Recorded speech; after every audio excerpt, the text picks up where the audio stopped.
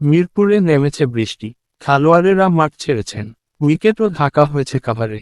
বাংলাদেশ 6.4 ওভারে 3 উইকেট হারিয়ে 50 রান তুলেছে। নাথান স্মিথের ফুল লেন্থ ডেলিভারিটি ভেতরে সুইং করে ঢুকেছিল। তানজিদ হাসান আরারি ব্যাটে বড় শট খেলার চেষ্টা করে বোল্ড হয়েছেন। পারভেজ ফিরেছেন দুর্দান্ত এক ডেলিভারিতে। শরীরের দিকে যে আসা এক বাউন্সারে কিছুটা ভড়কে গিয়েছিলেন পারভেজ। সেটিকে আপার কাট করে থার্ড ম্যানের ওপর দিয়ে মারতে চেয়েছিলেন। টাইমিং ঠিকঠাক হয়নি।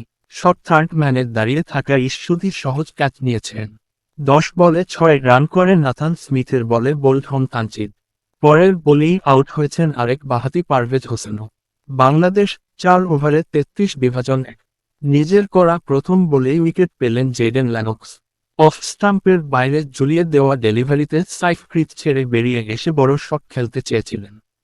কিন্তু টাইমিং গড়বড় হওয়ায় ধরা পড়েন টিম রবিনসনের হাতে। উইকেটে এসেছেন লিটন দাস। প্রথম 2 ওভারের 10টি বলই খেলেছেন সাইফ। রান করেছেন 16। আরেক ওপেনার তানজিদ হাসান 2 বল খেলে করেছেন 1 রান। 2 দলের ক্রিকেটাররাই মাঠে ওয়ার্ম আপ করেছেন। গ্যালারিতে হাজির হয়েছেন কিছু দর্শকও। নির্ধারিত সময়ে হয়েছে টস। কিন্তু খারাপ খবর হলো সকাল থেকে রৌদ্রোজ্জ্বল মিরপুর এখন পুরোপুরি মেঘে ঢাকা। বলে রাখা ভালো, চট্টগ্রামে সিরিজের দ্বিতীয় টি-20 বৃষ্টিতে ভেসে গিয়েছিল। প্রথম টি-20তে খেলা তানজিম হাসান পিঠের চোটে আজকের ম্যাচে নেই। তার জায়গায় দলে ফিরেছেন মোহাম্মদ সাইফুদ্দিন। এই বোলিং অলরাউন্ডার সর্বশেষ খেলেছেন গত ডিসেম্বরে ওয়েস্ট ইন্ডিজের বিপক্ষে।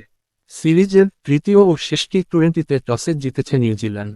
বেছে নিয়েছে আগে বোলিং, যার অর্থ সিরিজের প্রথমবারের মতো আগে ব্যাট করবে বাংলাদেশ। এর আগে সিরিজের প্রথম ম্যাচে বাংলাদেশ পরে ব্যাট করে ম্যাচ জিতেছিল।